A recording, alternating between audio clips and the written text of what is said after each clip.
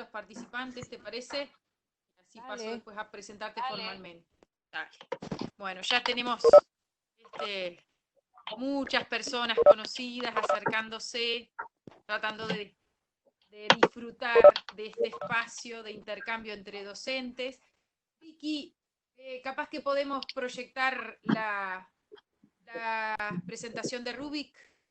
Como no, pensé que no la íbamos a compartir, pero sí, claro, ya. Sí, yo le entendí a Karina que no había problema, que podíamos proyectar y después bajarla. Ya estoy en esto. Dale, tranquila, tranquila. Bueno, bienvenidos, bienvenidas. Ya tenemos varios colegas que nos están acompañando. Realmente superaron ampliamente nuestras expectativas porque la inscripción fue masiva. Cuando presentamos el proyecto por primera vez, anunciamos que le íbamos a pedir a Karina este espacio y tuvo un éxito total. Muchos docentes ansiosos de poder disfrutar de ese espacio de compartir con Karina. Como hay algunos colegas que nos están acompañando, que probablemente se sumen por primera vez, queríamos mencionarles algunas cuestiones referidas al proyecto Rubik. La idea es que en este proyecto Karina León actúa como asesora, que pudiéramos mencionarles muy brevemente en qué consiste el proyecto Rubik, que se lleva a cabo en el Centro Regional de Profesores del Centro, en Florida, donde se brinda formación a futuros docentes. Si querés, Vicky, no precisa que lo pongas en pantalla completa. Pasamos a la siguiente, mientras le seguimos dando la bienvenida a otros colegas.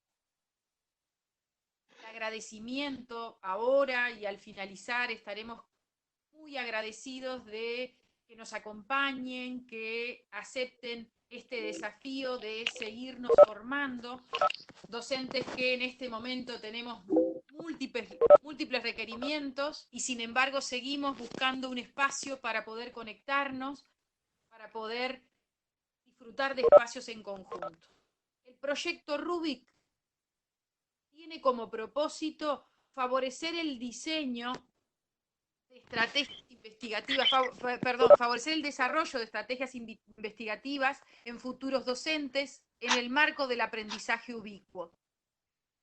La intención de este proyecto es intentar que los futuros docentes reciban una aproximación a la investigación desde asignaturas como, por ejemplo, didáctica. También se suman informática, también se suma investigación. Si bien yo les mencioné que el proyecto está enmarcado en el Centro Regional de Profesores del Centro, Florida, en realidad los integrantes del equipo de investigación, si bien la mayoría corresponden al CERP del centro, y ustedes ahí tienen los nombres de todos los que formamos parte de ese equipo, yo particularmente, mi nombre es Claudia Cabrera y soy la cara visible en este momento del proyecto, pero es un grupo mucho más amplio. También nos acompaña el equipo de la Universidad de la República, más específicamente de Facultad de Química. Entonces, el proyecto Rubik a lo que apunta es a la conformación de una comunidad profesional de aprendizaje que busca desarrollar estrategias investigativas en los futuros docentes en el marco de este aprendizaje ubicuo entendido como aprender en todo tiempo y espacio. Habiendo hecho referencia a las líneas generales de este proyecto y manifestando que los integrantes de la comunidad, además del equipo de investigación, son docentes de didáctica, de informática, de investigación, del CERP del centro y de otras asignaturas que tienen la aproximación a la investigación como parte de su abordaje, se suman además a los docentes del CERP del centro otros del profesorado semipresencial, docentes de didáctica 1 y 2 del profesorado semipresencial, que también aceptaron este desafío y que pasaron a formar parte de esta comunidad cuyo aspecto común es la avidez por querer aprender de y con otros. Habiendo hecho la presentación muy rápida y general del proyecto, que seguramente en próximos webinars estaremos compartiendo partes de los hallazgos que vayamos obteniendo, le damos la entrada porque realmente es lo que nos convoca en este momento a la doctora Karina León, que como mencionamos es asesora de nuestro proyecto. Tenemos el placer de compartir con Karina.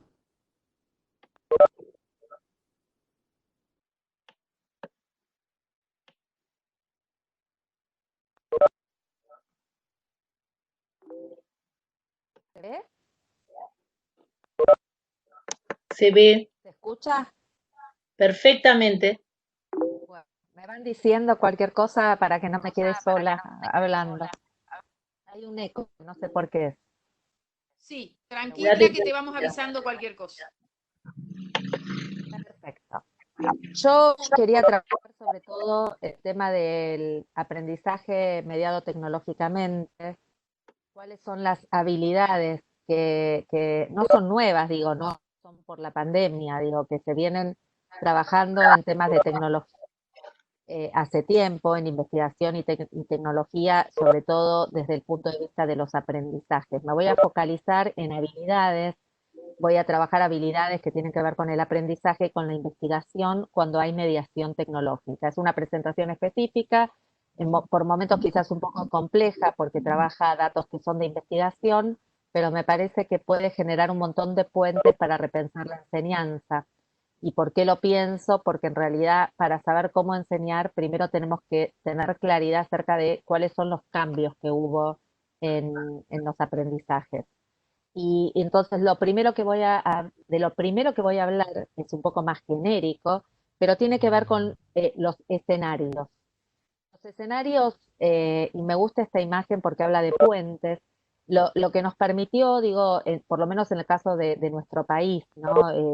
Que la pandemia está fuertemente atravesada, sobre todo en algunos lugares, nos permitió concebir la enseñanza desde otro lugar, ¿no? Porque muchos docentes no eligieron la tecnología, no eligieron la virtualidad y sin embargo tuvieron que reconstruir sus prácticas de enseñanza y repensarse en esta virtualidad. No es el caso de docentes que veníamos trabajando con tecnologías, ¿no?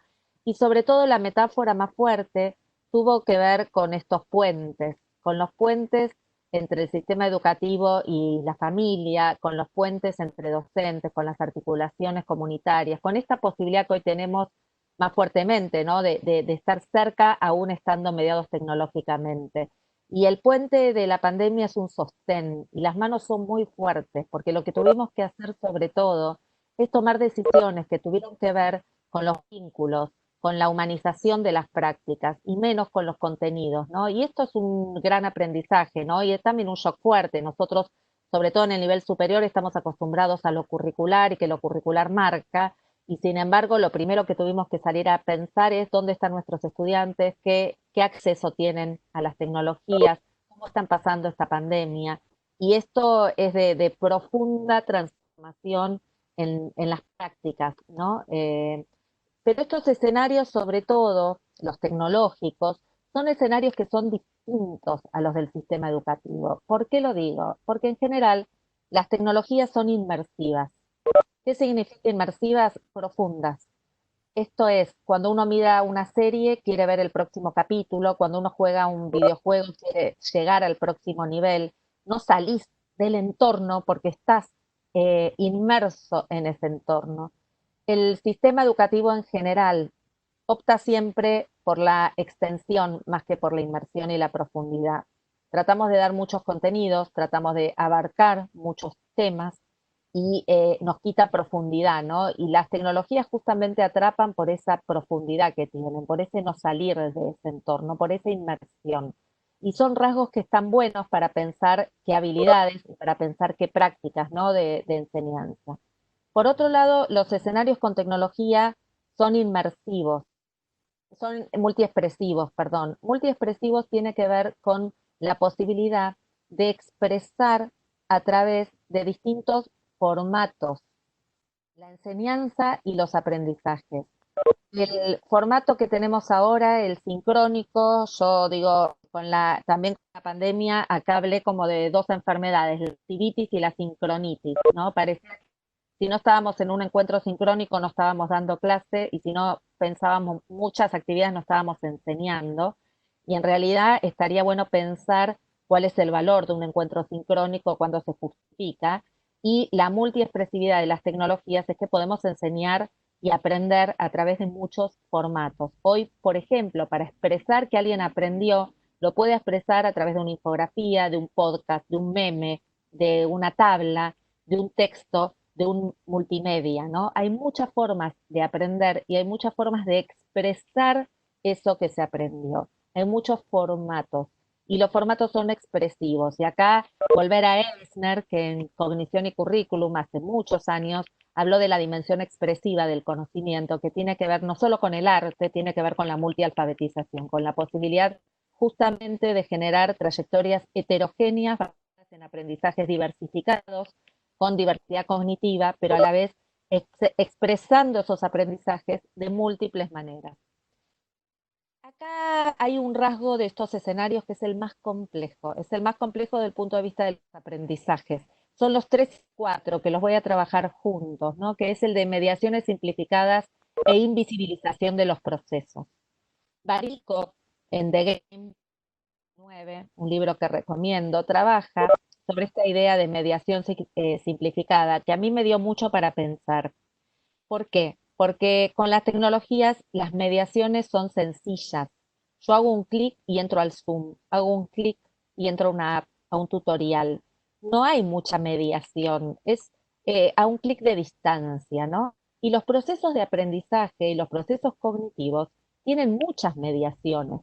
Entre la información que yo encuentro en la web y la construcción de conocimiento, que es uno de los rasgos que voy a trabajar después, hay un montón de procesos de mediación, pero las tecnologías los hacen simples y a la vez invisibilizan esos procesos, porque yo no sé qué pasa detrás de eso en el código binario, ¿no? Lo sabía quizás cuando usaba el DOS, que tenía que hacer, tenía que generar justamente un comando para que algo pasara, ¿no? Pero estos procesos, las tecnologías lo fueron borrando y haciendo cada vez más simples.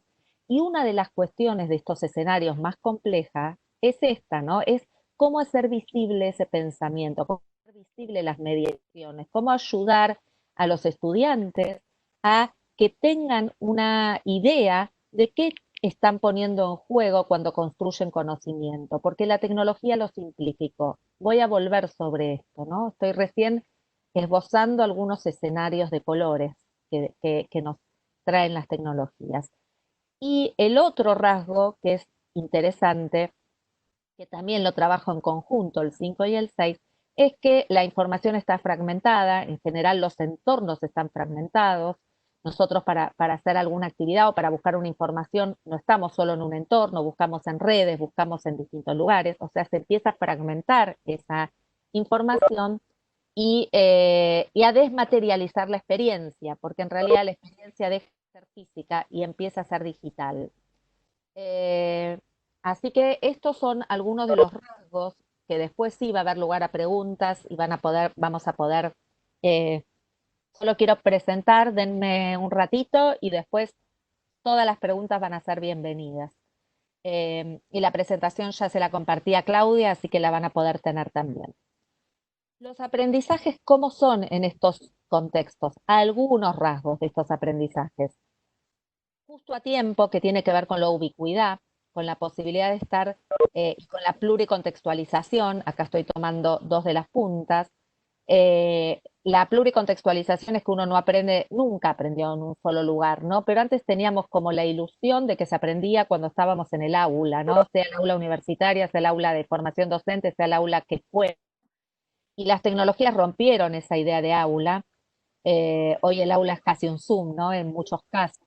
Pero también rompieron en este sentido, ¿no? De comprender con profunda reflexión que los aprendizajes ocurren en más de un contexto y ocurren justo a tiempo, cuando necesito esa información.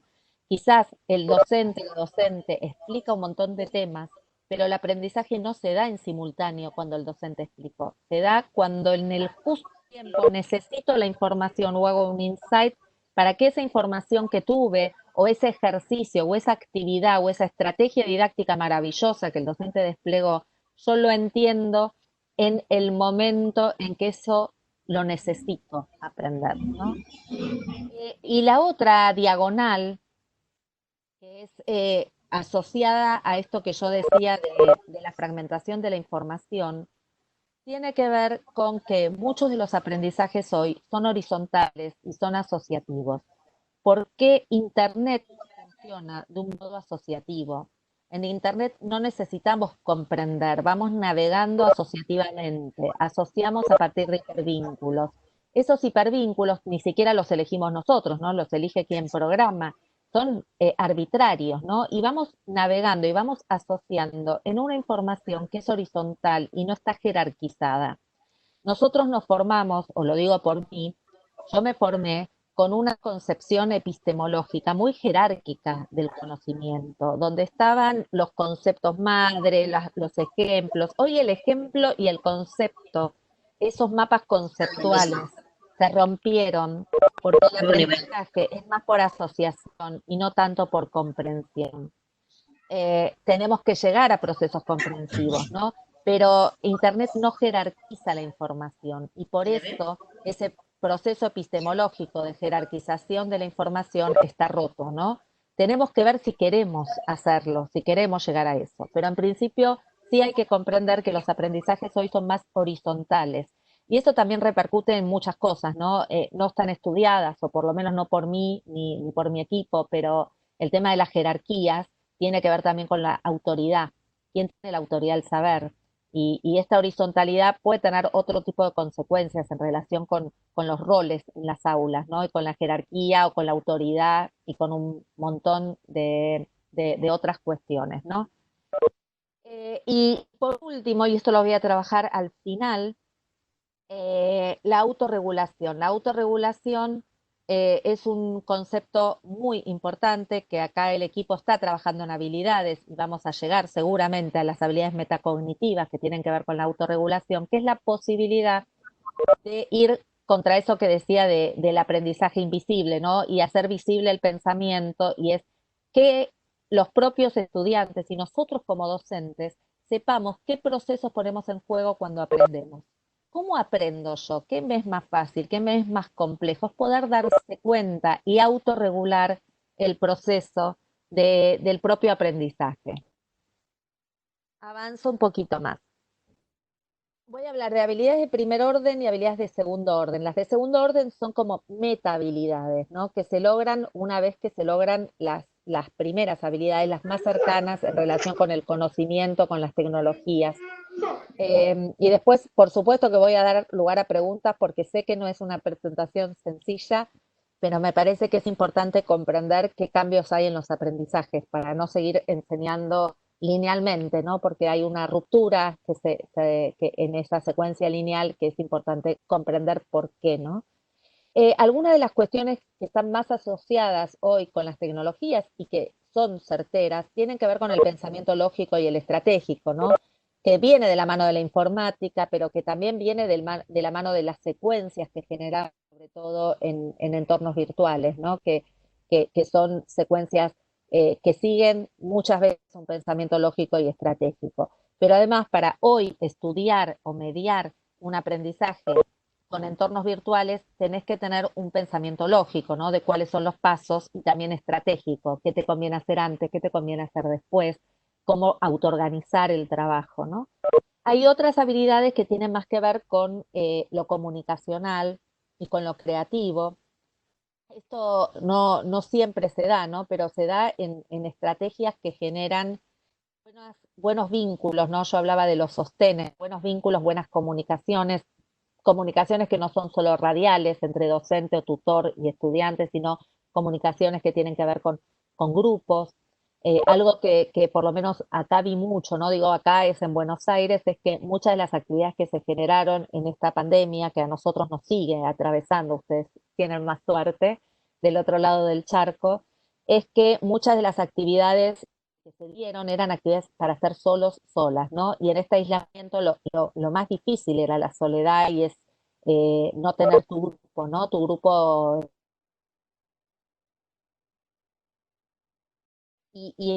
Bueno, de esto también, ¿no? ¿Cómo trabajar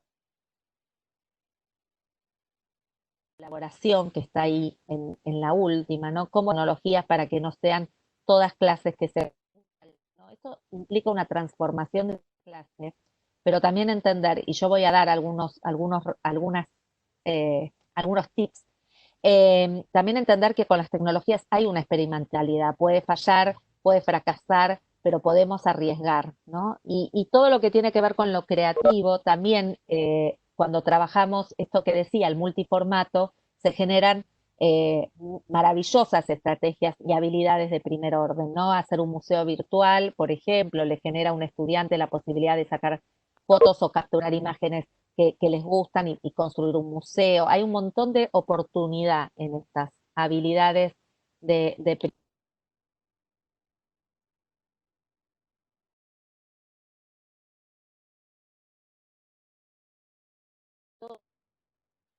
todo esto en realidad es producto, ¿no? De investigación que tienen que ver con gamificación y transmedia. La gamificación viene de gaming, de jugar, y transmedia viene de un concepto más desde la comunicación, ¿no? Y quiero trabajar algunos de estos rasgos que permiten justamente generar habilidades de primer orden y lo que yo llamo habilidades, meta habilidades o habilidades de segundo orden. ¿Qué permite la gamificación? La gamificación puede entenderse como introducir juegos, puedo introducir una ruleta, puedo introducir un memotest, una sala de escape que yo estoy usando un montón ahora.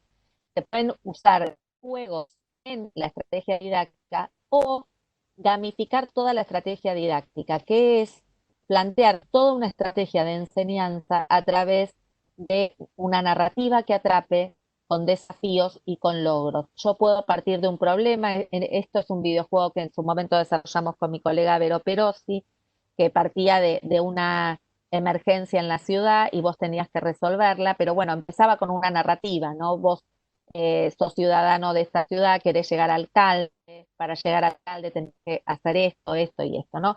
O la narrativa puede ser cualquiera, puede ser situación de aislamiento, bueno, es una historia, ¿no? Una historia que atrape, que traiga desafíos, que estos desafíos sean relevantes, porque una de las cuestiones que trabaja la gamificación es la posibilidad de que cada uno pueda elegir qué desafíos hacer y tener niveles en los desafíos. Esto, el sistema educativo, y lo hablo desde el jardín hasta la universidad, no presenta trayectorias diversificadas. Y vos vas pasando de nivel sin muchas veces comprender un montón de temas. Y sin embargo, pasaste de cuarto a quinto, de quinto a sexto, y así llegas a la universidad. Y digo, no elegiste nada, no solo que no elegiste nada, y hoy está la posibilidad con esto de la pandemia, hoy podemos acceder a universidades del mundo, ¿no? Tomar cursos de distintas universidades, pero antes no elegías nada y los desafíos muchas veces te quedaban muy lejos. ¿Qué pasa en el sistema? Te vas porque el juego te da otra vida. Si perdiste, tenés energía, espera 10 minutos y conseguís una nueva jugada. Con el sistema educativo no tenés una vida. Si te va mal, te vas y no permaneces. ¿Y cuánta gente tenemos afuera del sistema, ¿no? Entonces, la idea de la gamificación está buena en este punto porque los desafíos son desafíos que podés lograr. Cuando uno juega un juego, no pasa al siguiente nivel hasta que no lo dominó. Y dominás experimentando, probando, te equivocás, no, ensayando, no experimentando. Y tenés logros bueno, a veces son lo que Tim McGonigal llama los éxitos, porque es la alegría de ganar, la autoestima de ese logro, ¿no? Y yo, por ejemplo, lo uso para propuestas de formación docente, donde tienen que elegir, todo es obligatorio, entonces vos elegís dos desafíos, esos desafíos algunos son grupales, otros individuales, vas juntando con gente, vas teniendo una llave que te abre un cofre, el cofre es un tesoro y puede ser una lectura, ese tesoro, sea, lo podemos ir adaptando, ¿no? Y complejizando, ¿no? Lo que sí nos permite es esta posibilidad enorme, enorme de trabajar la diversificación cognitiva, las trayectorias, la autonomía, la toma de decisiones, la colaboración, la construcción con otra comunidad más grande que la comunidad de gamers, donde hoy en Fortnite, por ejemplo, se filman y parten, ¿no? Entonces también tienen una idea de comunidad. Así que me parece que esto como metáfora sirve, ¿no? Como estrategia sirve para todo esto, ¿no? Para pensar desafíos, niveles, trayectorias, intereses, aprendizajes desde un triunfo épico y habilidades blandas, ¿no? Como la autonomía. ¿Se va escuchando? Perdón, alguien que me diga si se va escuchando. Sí, bien, Correctamente. gracias. Gracias. Temía estar hablando sola. Bueno, respecto de transmedia, lo interesante, y acá hay un montón de autores, partiendo de Scolari, Jenkins y mucha gente que está trabajando el tema de transmedia, lo interesante es la ruptura del relato lineal. Transmedia es la posibilidad de narrar una historia interesante, relevante, a partir de muchos entornos, donde es el mismo mensaje replicado. Entonces, una historia contada en Instagram a través de un personaje, en Facebook pasa otra cosa, en Snapchat, bueno, y así se va narrando una historia que es en más de un medio, donde además se generan expansiones. Las expansiones son eh, creadas o producidas por quienes están transitando este proyecto transmedia, los estudiantes. Nosotros, por ejemplo, hicimos una experiencia con dos colegas, con Bettina Lippenholz y con Mariana Cardelli, sobre el hombre ilustrado, acá la imagen de, de Ray Bradbury, y hablamos de el hombre tatuado y qué sería hoy tatuaje y por qué nos tatuamos. Y a partir de ahí, nuestros estudiantes, que eran estudiantes universitarios, tenían que hacer expansiones, elegir una historia de Bradbury y empezar a articular con materias, con otras asignaturas, etcétera, ¿no? Y dio lugar, por ejemplo, a la mujer tatuada y el proyecto de ESI, ¿no? De educación sexual integral en un caso. Y estas expansiones ya dejan del relato, ya no son tuyas, ¿no? Son de otros, de otras, que van como continuando esa historia, ¿no? Y permiten una historia que se va narrando desde objetos, desde entornos, ¿no? Eh, Fíjense que un montón de historias como Harry Potter, Batman, son transmedia, ¿no? Porque tienen el objeto, tienen la serie, tienen los personajes. Empezaron como romper ese relato lineal. A mí me gusta por esto, ¿no? Por la ruptura lineal del esto, ¿no? De la historia. Y en este sentido, ¿no? Lo último, digo, los últimos 5 minutos que me tomo como para que después haya un intercambio y no sea un monólogo, tienen que ver con qué habilidades de investigación y que el grupo lo está trabajando y otras que va a haber que seguir pensando y trabajando en relación con la investigación, muchas de ellas ligadas a los aprendizajes, ¿no? Pero habilidades de investigación que también tienen que ver con lo tecnológico, ¿no? Esto de cómo diferenciar información de conocimiento, eh, cómo producir información, qué hoy conocimiento original en el campo de cómo se produce esta investigación original, hay tanto producido, tanto que circula, ¿no? ¿Qué de esta producción es individual y colectiva? Cada vez más tenemos obras colectivas, eh, obras transatlánticas, ¿no? De gente que investiga en más de un lugar. Yo estoy participando en una investigación muy interesante donde están 7 universidades de Asia, Europa, Estados Unidos, bueno, sobre el COVID y la enseñanza, y es un grupo de gente de distintas universidades que nos juntamos a investigar y que porque nos conocíamos por las redes, por lo que fuera, ¿no? Y empieza a generarse una producción que va a permitir un estudio comparativo de las prácticas de enseñanza durante el COVID, sumamente valiosa, porque son distintos docentes, ¿no? Entonces, de repente, la producción empieza a ser colectiva y no solo en soledad, que antes estaba, ¿no? La idea de, más allá de que uno tiene que transitar una tesis o un camino más en soledad, hay mucha producción que hoy es colectiva, ¿no? Y en relación con esta investigación, lo epistemológico, ¿no? Que tiene que ver con los mundos que se está construyendo el conocimiento hoy, no son los mismos modos en que se construía el conocimiento, justamente por esto, ¿no? eh, Porque hay un montón de gente produciendo simultáneamente, porque están las redes, porque hay un montón en lo digital, que antes no teníamos acceso, entonces la curaduría o la selección es más compleja, ¿no? La selección de información es mucho más compleja.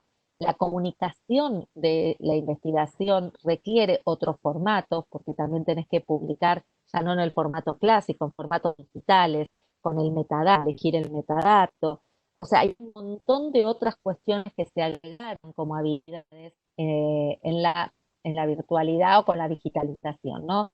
Y que también tienen que ver con lo expresivo, ¿no? Que es cómo expresas ese saber, ¿no? Cómo lo producís como conocimiento original y solo cómo transformás esa información y hacer procesos de culturía que tienen que ver con conocer que estás investigando, permanentemente, volver al objeto, a cuáles son tus preguntas y además cómo lo comunicas. Finalmente, después ahí por que preguntaban y bibliografía tengo a montones porque estuve indagando muchísimo el tema de transmedia, el tema de juegos, los dos temas. Finalmente, las habilidades de segundo orden, que son meta habilidades, que para mí son las más ricas, ¿no? Que tenemos que generar, también a partir de la investigación, pero sobre todo a partir de la enseñanza, es lo que tiene que ver, y refuerzo un poco esta idea, con la autorregulación, ¿no? Con la metacognición, con hacer visible el pensamiento. Esto que la tecnología fue invisible a lo largo del tiempo, sobre todo los últimos años, ver cuáles son esos procesos. Porque darle la voz al que empiece a entender cómo está aprendiendo es fundamental, porque le va a servir para investigar, para aprender, para trabajar, para, ¿no? Si uno sabe cuáles son sus fortalezas, cuáles son sus debilidades, en qué es bueno, en qué podría ser bueno, digo, ¿no? Y la posibilidad también de, no soy bueno en algo, bueno, indagalo, ¿por qué no? Entonces, proba otra cosa, ¿no? Porque uno tiene una tendencia a aprender de una manera, sacarnos de esa zona de confort, ¿no? Sacarnos también nosotros de una zona de, no hablo de una incomodidad creativa que tenemos que tener como docentes, decir, esto ya lo manejo, bueno, paso otra cosa, quiero otra clase, quiero otra, ¿no? Me estoy centrando en la clase, me estoy centrando en las habilidades, pero todo esto tiene su derivación para la didáctica. El learning, ustedes lo trabajan también, lo tienen bastante trabajado en el país, ¿no? El tema del aprendizaje, la transferencia lejana, que es, ¿no? ¿Qué queda de los aprendizajes? ¿Qué nos queda? Porque no nos va a quedar mucho, nos quedan pocas cosas. Otra vez la pandemia nos vino a mostrar que ya sabíamos que hay que ir en profundidad, que no se puede enseñar todo, hay que hacer inmersiones más profundas que generen transferencia lejana y aprendizajes más lejanos, ¿no? Bueno, esto sería por ahora. Dejo de compartir para que vi que el chat se movía, no pude leer las preguntas. A ver si puedo dejar de compartir para dar lugar a un intercambio. Karina, una cuestión que surgió, bueno, muchísimas gracias, un disfrute total escucharte. Una de las cuestiones que empezó a surgir es con el tema de transmedia, ¿qué sugerencias podrías hacer? Es como todo un campo, o sea, a mí en lo personal me pasa que el tema de la gamificación o de lo lúdico y todo eso es un ámbito que me parece que es más próximo a quienes estamos en la docencia, más allá que dentro de esos juegos se puede complejizar mucho, ¿no? Y llegar al videojuego nos exige como docentes otro nivel de complejidad. Pero en transmedia me parece que es como un terreno menos conocido, o capaz que estoy hablándolo desde mi experiencia como docente y sobre el que capaz que también necesitaríamos más orientaciones, más apoyo o dónde consultar. Yo igual voy a pasar bibliografía, Ujú. pero hay experiencias muy buenas si buscan transmedia. Yo les puedo dar mi experiencia personal porque hicimos un proyecto transmedia que fue este del hombre codificado, que estuvo muy lindo, y tengo materiales para compartir, pero lo importante es otra vez una buena historia. Nosotros usamos Bradbury, El hombre ilustrado. eh, Mariana Ferrarilli hizo un proyecto divino también con Ciudades Invisibles de Italo Calvino. Es una historia de la que se parte, que puede ser cualquier historia, puede ser un relato literario, puede ser un relato científico, distópico, ¿no?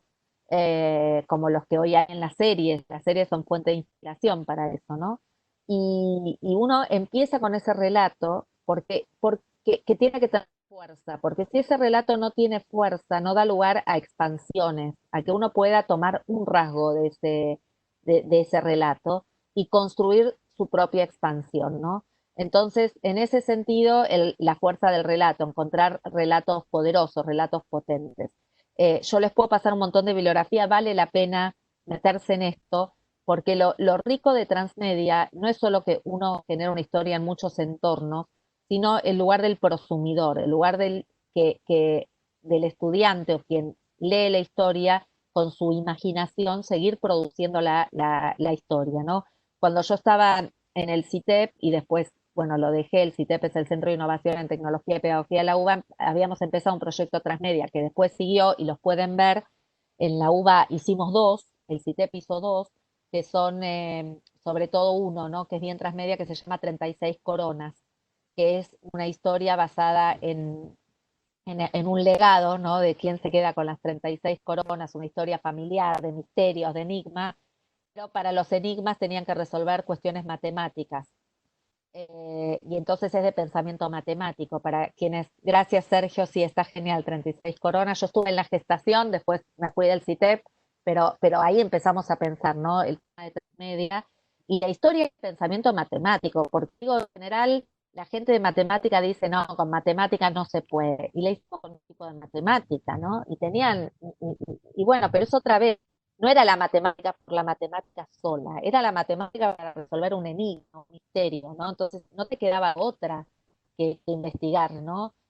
Matemática para resolver ese enigma de la familia, ¿no? Y así, bueno, este es un ejemplo, ¿no? Pero hay, sí, sí, hay varios. En España también indagaron con varios proyectos transmedia. Vuelvo a decir Escolari, ¿no? Que es un referente también, porque empieza a ser interesante esta idea de otras interfaces, ¿no? Y otros relatos y una ruptura. Para la colega que preguntaba de zoología, ¿no? Que no sé bien de zoología si hay videojuegos, eh, se puede hacer algunas salas de escape con alguna cosa de zoología, ¿no? Hay que pensarlo, digo. Pero otra vez, no nos trabemos por el contenido, ¿no? Y tampoco es todo para todo. Hay que elegir qué contenido de toda la disciplina que doy sirve, ¿no? Para generar un proyecto. Si es acá, como dice Estela, hacer algo de ecología, bueno, hay que ver que no es todo, ¿no? Los relatos de Bradbury era El hombre ilustrado, que si lo leyeron, tiene un montón de historias muy buenas. Y para Silvia, que pregunta de los desarrolladores, Transmedia yo desarrollo sola. O sea, por supuesto que podés hacer videos, bueno, sola no, con Mariana y con Betina, ¿no? Pero por supuesto que podés hacer videos maravillosos. Lo importante es que vos podés generar. Nosotras, por ejemplo, el hombre codificado lo hicimos sin recursos, lo hicimos las tres. Una armó la página de Instagram, otra Facebook, otra armó el Twitter, y a partir de ahí vamos generando y tejiendo en redes, contando la historia, subiendo imágenes, interviniendo imágenes. Lo hicimos sin desarrollador. También, obviamente que cuando es desarrollador es más despampanante, ¿no? Pero lo que quiero decir es que no, yo las salas de escape hoy las estoy haciendo sola, ¿no? O sea, agarro una sala de escape del Genially y le pongo toda la imaginación posible. Por supuesto que si tuviera más recursos sería mejor. Pero bueno, también es pensar con con la imaginación, ¿no? No solamente con los recursos. Y lo primero que tenemos que romper es nuestra linealidad en la forma de enseñar. O sea, estas son buenas estrategias siempre y cuando tengamos como el riesgo de decir, bueno, no, nosotros, algunas cosas nos salieron mejor que otras. O sea, y bueno, vas mejorando, pero es un riesgo, ¿no? Es esto que yo digo, es una incomodidad creativa, una incomodidad que te diga, bueno, quiero dar otras clases, quiero pensar, quiero generar otras habilidades, ¿no? Y si bien no es automático que si yo enseño una cosa, aprenden distinto, sí es cierto que si muevo la estrategia didáctica, genero desconcierto en los estudiantes, y esto a veces es bueno, ¿no? Cada tanto tenemos que movernos nosotros cognitivamente, pero también mover a los estudiantes, que están muy cómodos, porque saben qué, ya saben qué les va a venir, ya saben qué tienen que hacer, ¿no? Ya saben, Edith Litwin, con la que me formé y fue mi maestra, decía que había que la educación tenía que pensar por anticipado, ¿no? Y nosotros tenemos que pensar por anticipado. Me parece bueno, pensar por anticipado es esto, cuáles son estos escenarios hoy, que para mí es importante entender las mediaciones que se simplificaron, los contenidos más horizontales, la dejerarquización epistemológica, empezar a pensar otras prácticas de enseñanza, porque si no, no, o sea, van a buscarlas por otro lado, ¿no? Van a buscarlas por tutoriales. Y el docente, bueno, van a tener que asistir porque sí, pero el tutorial le va a enseñar mejor. El contenido probablemente, entonces tenemos que pensar otra cosa.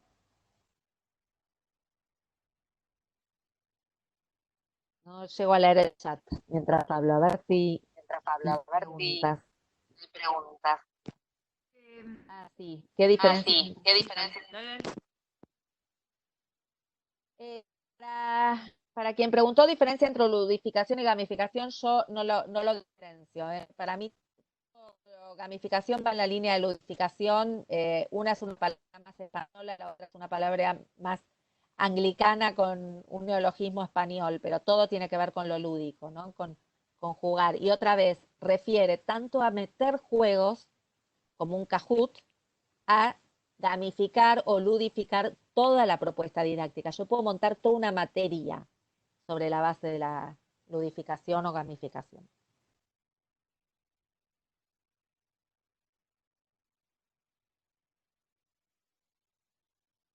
No sé si hay más preguntas. Ahí preguntaron sí, algunos estudiantes muy buenos con las tecnologías que van a aportar, por supuesto. Nosotras, María Ángel, en la facultad, con Mariana Maggio, con mis colegas, Vero Perosi, trabajamos mucho en una idea que es la de codiseño. Es darles un lugar en el codiseño, ¿no? de la materia, porque justamente nos aportan muchas voces, ¿no? Entonces, dar ese lugar al estudiantado, sobre todo al estudiantado, yo digo desde los últimos años de la secundaria hasta la formación docente o universidad, genera una riqueza enorme, ¿no? No solo por la tecnología, sino también por las ideas que tienen, por escuchar qué piensan, por dónde van. Me parece que es una línea sumamente rica, ¿no? La del codiseño, apoyarnos en los estudiantes, no solo apoyarnos, ¿no? Que sean partícipes de algunas decisiones, no digo de todas, pero de algunas decisiones. De todas podría ser, ¿no? Pero ya es mucho. Karina, me parece potente la idea que habías manejado y que alguna pregunta se había formulado al respecto o alguna reflexión de la necesidad del trabajo colaborativo entre los docentes, ¿no? Que a veces por ahí yo siento que no tengo la competencia suficiente, pero asociándome con otros colegas, cómo podés llegar a obtener muchos mejores resultados, ¿no? Cuando es un trabajo en equipo, entre colegas también. Sí, yo creo que también fue algo que pasó también, o sea, cuesta mucho el trabajo colaborativo, en serio digo, ¿no? Profundo, porque el trabajo colaborativo implica que realmente uno escucha al otro y toma decisiones con el otro, ¿no? Y no solamente vos me das lo otro, sí, el trabajo colaborativo genuino implica saber escuchar y decidir con otros. Por eso cuesta tanto también a los estudiantes, ¿no? Salir de la perspectiva personal para tratar de entender la perspectiva del otro, ¿no? Lo que Brunner llamó perspectivismo. Y a mí me gusta lo que es perspectivo o polifónico de muchas voces, pero tenemos que aprender a trabajar en solidaridad y en colaboración. Me parece que es justo uno de los rasgos se hicieron como más transparentes con esta pandemia, por lo menos yo hablo de lo que sé que es mi país, es que empezaron a circular un montón de cosas, ¿no? Entre los docentes. También a nivel transpaís, ¿no? La gente empezó a compartir recursos, a compartir experiencias, y esto, si bien fue por necesidad, es algo que tenemos que capitalizar, ¿no? Porque me parece bueno, que tiene que ver con esto, con que, pero también yo me pregunto, y voy a ser más arriesgada, ¿no? Porque pertenezco a un grupo que está trabajando en la universidad, que son muchísimas universidades del mundo, que estamos uniéndonos a pensar algunas cuestiones de cómo será la universidad. Y una de las cosas que se maneja, ¿no? Con la dificultad que es la internacionalización, los títulos, la acreditación y todo lo que la universidad tiene más caduco en algún punto, ¿no? Porque es lo que hace que uno siga en esa universidad, que probablemente haya mucha en el futuro, pueda decidir, curso esta materia en la UDELAR y esta otra en la UBA y esta otra en Harvard. ¿Por qué no? Difícil la acreditación pensarlo, ¿no? Pero no nos hacemos a la evaluación y a la acreditación. ¿Por qué no sería posible armar una carrera donde vos pudieras transitar, bueno, esto, ¿no? Como distintos recorridos en el mundo. La tecnología hoy lo permite, lo que no lo permite es como la rigidez que tenemos en los títulos en las universidades, ¿no? Pero digo, lo tiro como para pensar, ¿no?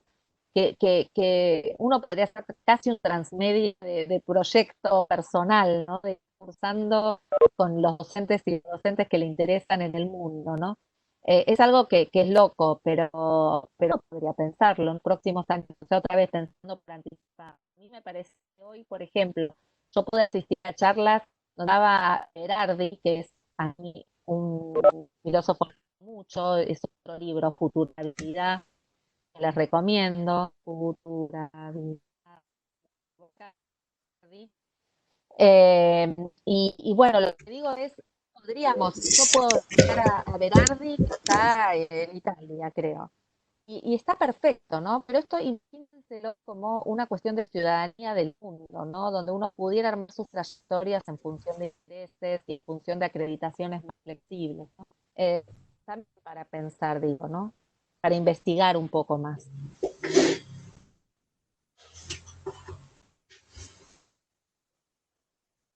Hay preguntas, hay comentarios de que hay un montón. En Uruguay necesita preguntas, Claudia. Estoy viendo preguntas, estoy viendo fundamentalmente reflexiones, ¿no? Que es un poco lo que nos va movilizando tu presentación, ¿no? Que constantemente vamos haciendo conexiones con las experiencias de cada uno y fundamentalmente lo que estoy viendo es eso, es reflexiones a partir de lo que fuiste, de lo que fuiste expresando, ¿no? Porque esto termina siendo muy movilizador de lo que estamos viviendo en estos momentos, de lo que es esa necesidad de poder pensar las prácticas una vez más y en este caso creo que nos puso a todos, ¿no? Sobre las cuerdas de la necesidad de pensar otra forma de concebir las prácticas.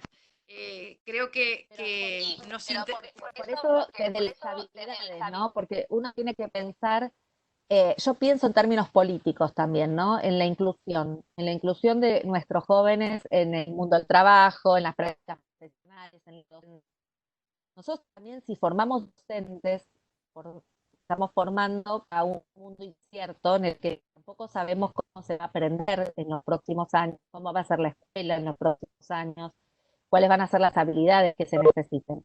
Entonces, no podemos darnos el lujo, digo, lo voy a decir fuerte, la presentación, yo sé que no fue una presentación sencilla, que fue como un poco volada, pero pensémoslo sencillamente.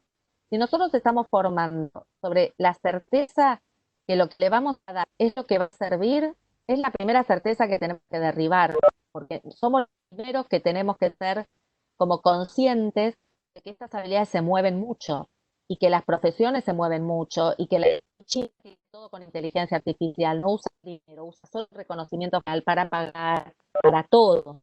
Entonces, nosotros no vamos a querer, yo a veces digo, me alegro de ser un país tercermundista, nos falta un montón, ¿no? Para llegar a ese mundo de inteligencia artificial que anuncian las países como China, ¿no? Que también tienen otro, etcétera, etcétera. Pero no importa eso.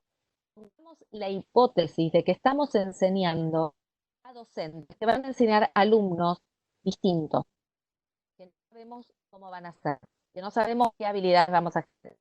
Primero que tenemos que hacer es hacernos preguntas, es interrogarnos acerca de la clase que doy. Es una clase que abre puertas, que abre ventanas, que esté de acuerdo con estudiantiles, que tiene que ver con lo que sucede en la realidad, en el mundo de la afuera, investigar un poquito más eso también, ¿no? Y generar, y por eso me gustan las estrategias como transmedia o las lúdicas, porque lo que hace es trabajar la ruptura de un solo relato.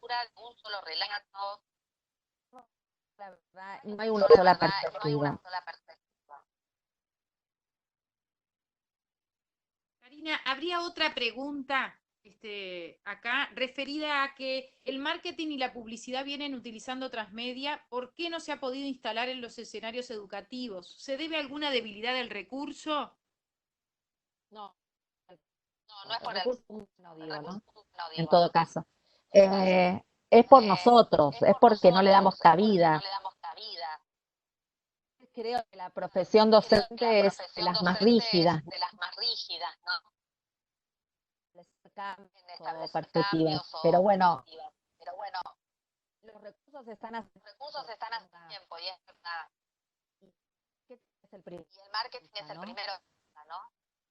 Pero nosotros tenemos que revisar las prácticas de enseñanza, no para hacerlas marketing, sino sí para cambiar algunas cosas. Y otra vez, tampoco es todo o nada, ¿no? Hay grises, hay matices, hay ver qué se puede mover, hay ver si hay un tema que es de vanguardia y lo puedo trabajar de otra manera, o con alguna pregunta de investigación, o con una sala de escape, como decía antes. Es revisar qué de todo lo que enseñamos nos puede permitir una cuestión distinta o que nos mueva, ¿no? Un poquito más. Y como dice Virginia, yo estoy muy de acuerdo que sin interdisciplina es difícil avanzar. Si seguimos con las materias rígidas, ¿no? Con ese currículum, digo, Internet fragmenta, y esto yo ya se los dije, ¿no? En estos escenarios fragmentados, y la escuela fragmenta o la formación fragmenta. Entonces estamos casi hasta ante una doble fragmentación, ¿no? ¿Y dónde se juntan esos pedazos, digo yo, ¿no? ¿Dónde se junta toda la información que circula? Lo de YouTube, lo de Instagram, la materia esta, la materia el otro. Se junta en una cabeza, es la cabeza del sujeto. Por eso estoy hablando de habilidades, porque esa cabeza, ese sujeto, tiene que unir las piezas del y tiene que cómo reconstruye esa fragmentación y darle un sentido. Y muchas veces no encuentra ese sentido, y ese sentido hay que darse, hay que llegar a ese sentido y hay que ayudar a construir ese sentido, ¿no? Y entonces me parece bueno, que eso es lo que tenemos que tener más claro, ¿no? Por supuesto que la interdisciplina o la multidisciplina, cuando otra vez hay una colaboración genuina, puede ayudar, ¿no? Siempre encontrando este sentido y siempre ayudando a que esa fragmentación que nosotros mismos generamos por los bloques de disciplina o se generen por ser Internet y por su esencia, tengan una posibilidad de generar esto, ¿no? Escenarios con un sentido que vinculen además lo académico, la investigación con el etno, ¿no? Y que el etno esté presente, muy presente.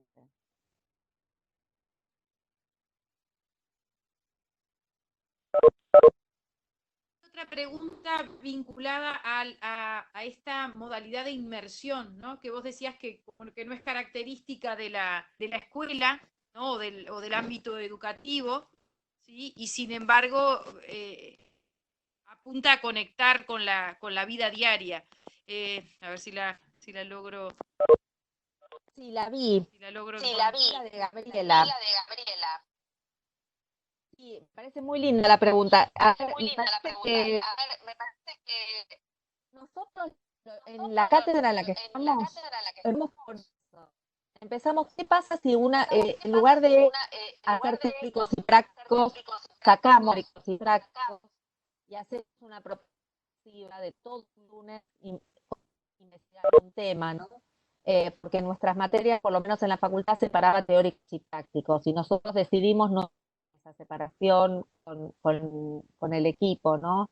Y fue riquísimo eso, porque permitió una inmersión en contenido, ¿no? Pero otra vez, de todo el programa elegimos algunos temas, otros temas que ya no los vimos, o sabíamos que los podíamos ver en otros.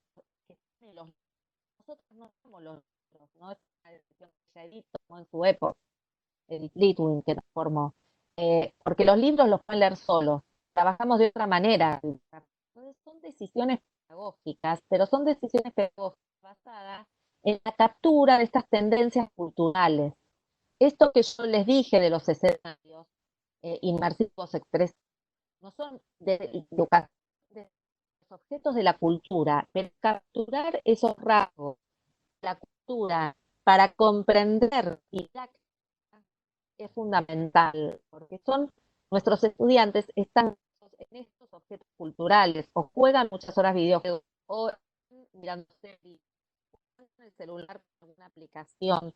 Es ahí, nosotros tenemos que ir hacia donde están ellos, no donde estamos nosotros. Tenemos que hacer un acercamiento. Ellos están ahí. Nosotros tenemos que entender qué son esos rasgos de la cultura, esos escenarios que le traen en primer lugar, para comprender por qué los fascina y construir prácticas que fascinen también desde la captura de esos rasgos de la cultura que son didácticos.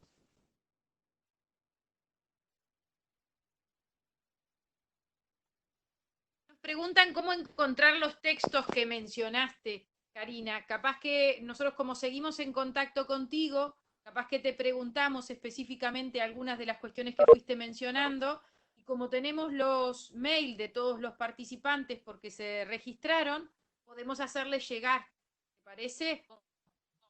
Bueno, totalmente. Yo ando un montón de. No el de Barico, hay los que son libros, los tengo porque son libros. No los tengo en PDF, pero lo que tenga en PDF se los voy a pasar. Muchísimas gracias por tu generosidad. Bueno, no sé, a ver quién más, algún comentario último para ir cerrando y dejarlos ustedes, ¿no? Hoy no es día de la comunidad. Hoy nos dedicábamos a disfrutar el webinar, a disfrutarte. Bueno, Por eso finalizamos a las entonces 12. seguimos, si hay más preguntas, seguimos. Acá hay una pregunta buena de Lady, bueno, me cuesta leer el nombre. ¿Usted cree que la supresión de la presencialidad ha saturado al estudiante con tareas? Muchas veces porque el docente no ha comprendido nuevas formas de enseñar, modelos específicos e innovar. Sí, claro, exactamente. Yo lo que creo es, pero además porque lo padecí en carne propia, ¿no? Tengo 3 hijos, 2 en la universidad y una en el secundario, y el secundario salió, por lo menos el de mi hija, que es un secundario que depende de la Universidad de Buenos Aires, o sea, considerado de los que tienen ingreso, digo, buenos, salió muy mal. Salió a dar, por ejemplo, cada materia salió a dar un montón de tarea, ¿no? Y esa tarea tenía un montón de puntos. O videos de 1 hora, química, ¿no? Video de 1 hora en química, más 10 preguntas. La realidad es que no haces eso en la presencialidad. Vos en la presencialidad das tu materia 2 horas, te va, qué sé yo, y no das tanta tarea. Y no. Entonces, para mí tuvo que ver con una mala comprensión del traspaso de lo presencial a lo virtual, que exige una transformación de la clase y que exige también trabajar en comunidad, como dijimos antes. Si vos no tenés idea de lo que hace el de historia, vos docente de química le da 10 preguntas, el de lengua le da un texto para leer de 55 páginas, el de economía, bueno, a ver, el estudiante es otra vez uno, ¿no?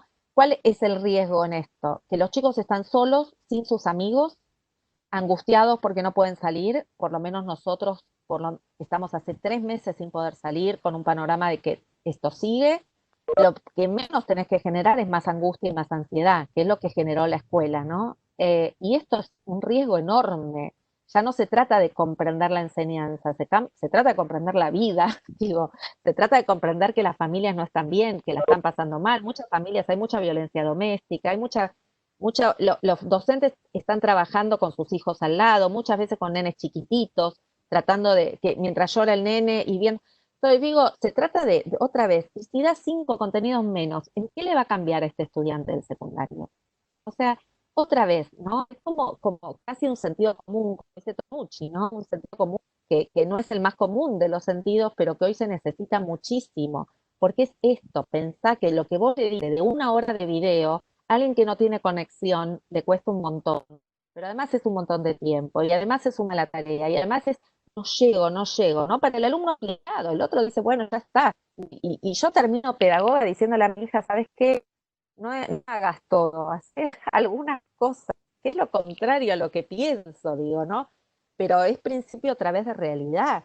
¿Y por qué no la puedo ver angustiada viendo que no llega a hacer toda esa multiplicidad de actividades? Y nosotros desde la universidad lo pensamos mucho, cómo no saturar de actividad, hacer actividades interesantes, montar la materia en WhatsApp que nuestros estudiantes no se podían conectar a los campus.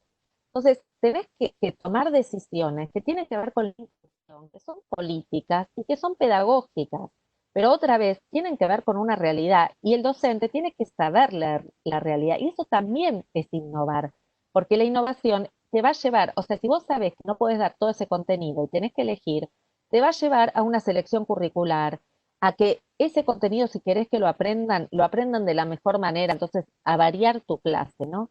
No es que hay que innovar en todo y experimentar en todo, pero sí hay que tomar decisiones sobre qué conviene innovar, qué conviene experimentar, cuánto le voy a dar. Y otra vez, el alumno y todo lo que yo dije de esas habilidades que mencioné, es uno que en su cabeza tenemos que lograr que adquiera esas habilidades. Y para adquirir esas habilidades tenemos que ayudar, tenemos que colaborar, tenemos que andamiar, tenemos que ofrecer, tenemos que ayudar.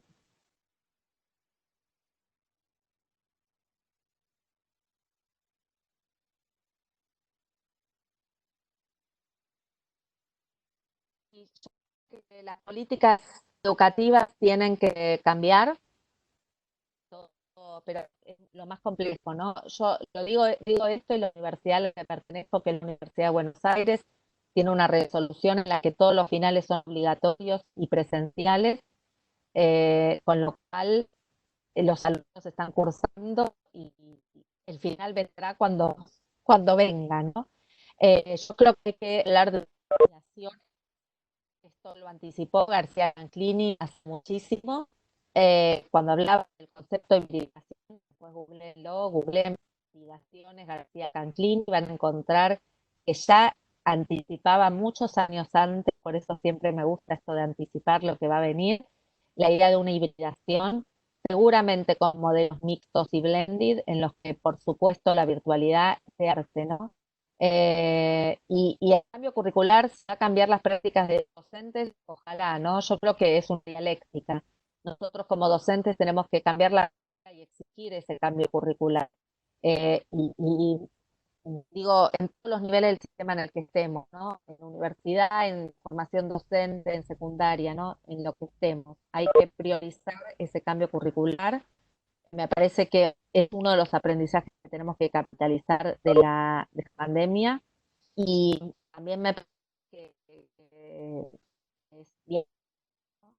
Porque el cambio curricular es complejísimo, ¿no? No sé si va a llegar, si es tan difícil, ¿no? Pero la hibridación es el camino, ¿no? Para mí. Tengo la cristal, quiero decir, ¿no? Bueno, Karina, iríamos ya cerrando. Hemos disfrutado de este tiempo contigo y otra vez agradecidos por que realmente nos dejas pensando muchísimas cosas y con una avidez de volver a compartir en otra instancia. Si bien siempre tratamos de seguirte o porque estás por acá o por red global o por donde estés, tratamos de irte buscando, incluso anotándonos en cuestiones que se han ofrecido desde Argentina para poder tener la oportunidad de seguir pensando contigo. Te agradecemos mucho. Creo que fue muy movilizador todo lo que fuiste planteando y que va a seguirse discutiendo y repensando y reflexionando en los distintos ámbitos educativos, en las distintas comunidades a las que pertenece cada uno de los que estuvimos en esta instancia.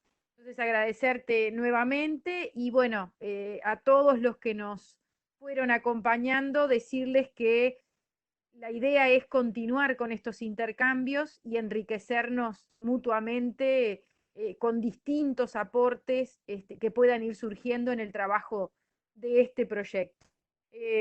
No sé si, Karina, querías mencionar algunas palabras finales. No, agradecerles a ustedes, Claudia, bueno, y a todo el equipo que es maravilloso, este equipo que está ahí atrás, con el que vengo transitando este asesoramiento que a mí me enriquece mucho también y del que estoy aprendiendo mucho también. Agradecer siempre a la comunidad de Uruguay, a la que adoro. Me encantaría estar allá tomando un mate, es algo que extraño mucho, tanto como el tenis, juego tenis y no puedo jugar.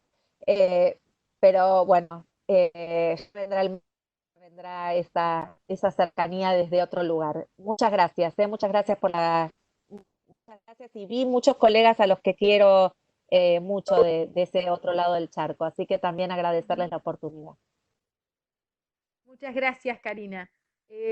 Ya, bueno, seguiremos encontrándonos y tu disposición y generosidad permanente, la verdad que no nos va a dar la vida para seguirte agradeciendo. Muchísimas gracias. Gracias a todos y bueno, Gracias. nos encontramos en otras instancias. Gracias. Gracias.